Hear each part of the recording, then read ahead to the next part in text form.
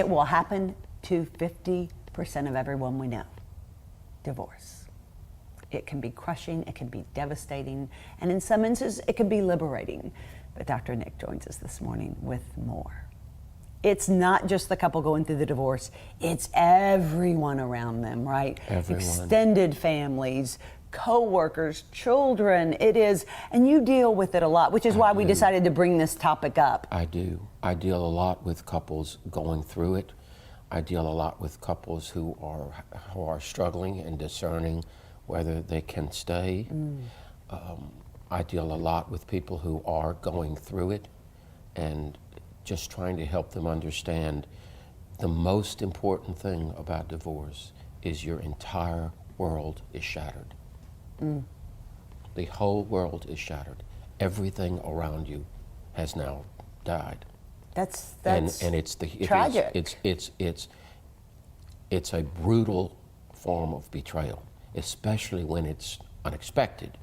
Now, when you're struggling for 2 to 3 years and you divorce, yes, your world crumbles, but it's different than when you think everything is fine, and the husband says, "I don't love you anymore," or "I want a divorce," or the wife says, sure, which is a I'm pretty out. good, which is a pretty good strong percentage of that too. I don't know what the numbers are, but I do know what happens, and that's the real nuclear option, if you will. Yeah. It's pushing the button. You've dealt with grief, patients like that before. How do you say that? How do you help put the pieces back together for someone who has just been shocked and shattered by divorce? Because I think those are the people who don't want to get out of bed and who cry incessantly and who just, what do you do? Well, you almost have to do two things at one time, and I hope that there are people going through it listening. There must be the pain. You must. They know there's pain. Well, but we want to avoid it. We want okay. to take something, or we want to see, okay, how long will it last, or what can I do to get out of it? Well, there's really nothing you can do to get out of it. You have to hurt. You can't drink it away. You can't sleep it away. You can't drug it away. You can't sleep it. You can't.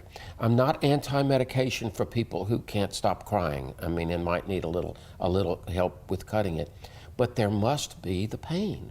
This is truly death. This is death, and in many ways, it's worse than death because you know the other person is alive, and sometimes very well. And happy. And maybe and happy. You're miserable. Yeah, but again, we don't know that. Sure. The divorced person experiences that as that way and perceives it as that way, but I'm not so sure about it. But I think there's something else that's going on, Whitney, and I have to be very careful with this because I'm not anti-religion. I get very concerned with the way religion sometimes treats divorce. Really? Christianity. Yeah. Tell me it's how. a second class. It's second class. It's you know, are you getting an annulment? It's like that. That's the first thing. That's not anywhere near priority for people who are going through a divorce. They're already feeling shamed enough. Right. They're already feeling poor enough. Let's not keep building on it. People who are going through divorce need a safe place to go, and churches you would think would be the safest. But part of the problem is you've gone to that church together. So now what do you do? Right. But we're talking about, again, a loss of one's world. And don't you feel sometimes, don't you hear sometimes people, I'm divorced, so I just don't know where I stand with the church and blah, blah, blah. And I'm like, you got much bigger fish to fry than to be worrying about, you know, what an autocratic society might be thinking of you.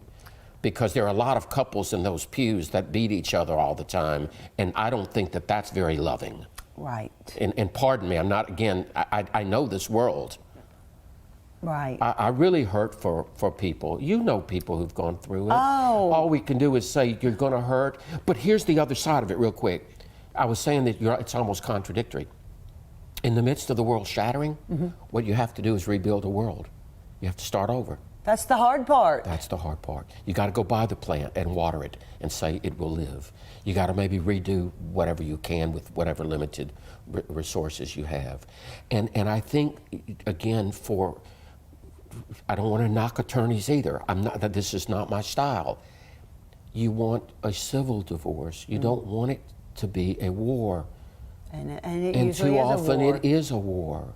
And there are too many people in the legal world who somehow maybe can get caught up in thinking that they're your advocate, but not understanding that real advocacy is trying to make this as civil and as fair as possible without any emotional, I'm going to get you back.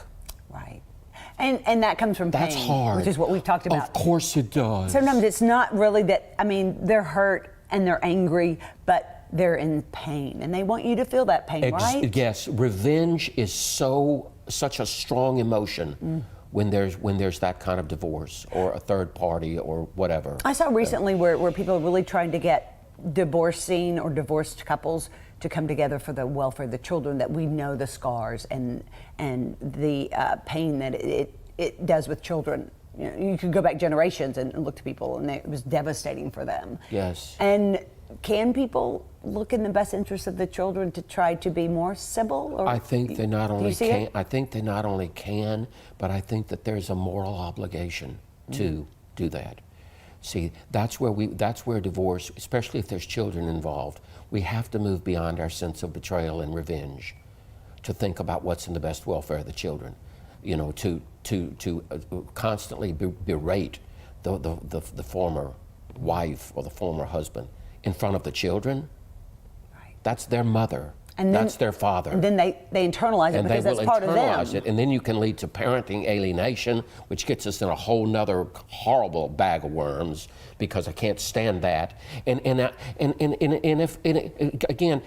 let's take the betrayal, take the revenge, take the pain, take every bit of it to heart, and say, yes, this is what I'm going through. Okay. But there's one last thing that we need be very careful of. Tell me. I'm not going to beat myself up.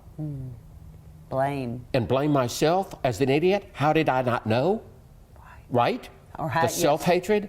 And I'm not going to hate my partner because we were together for 20 years. We've got some good memories. It's not all bad. I wouldn't have chose him or her. Does that make sense? We can't just throw away those years. We have to say thank you for that. Not necessarily to the person, but to life. And then we're into that kind of reframe mold. The world's falling apart, but we're going to rebuild it, and we're going to rebuild it with good memories. I see. It's challenging. Yes. I know. For some of my friends who've gone through it, the part that just broke my heart was they felt so unlovable. And you know, there are only so many things, Yes. which brings me to a point. Yes, well said. Groups. Wish we had more of them. I know there's Are they probably great some for of them. people They're going through a great. divorce? They're great. I've led many divorce groups. Many divorce groups. I remember to one of help our them friends, through. Cindy. She said you saved her through I've hers. done many divorce groups because you're able to be with people and have cathartic experiences, but also hopefully have a facilitator that's going to try to move you beyond just let's sit here and the 8 of us talk about how horrible our ex-spouses were. Right. That won't get to us. No. That won't get us to another place. We have to go through again the darkness. And there is a certain ownership of what I did. Maybe. I may have been a part of it. I don't think I ever caused someone to go do something, but I think, you know, we dance the dance, and so there's a facing of what role I may have played, but not a shaming. It's more of how do we pick it back up and reinvest. It's not only hard, but it's imperative. It's imperative, especially if there's children. It's imperative that life go on. Right. And by the way, if I just real quick. Please. I've seen more resurrections post-divorce than you can imagine. There is life beyond divorce. There is life beyond divorce. Great. Thanks. And the world needs to hear it. Yeah, you're right. Thanks so much, Dr. Nick. Happy Sunday. And if anyone's struggling, get some help. Yeah. More Weekends with Whitney after this.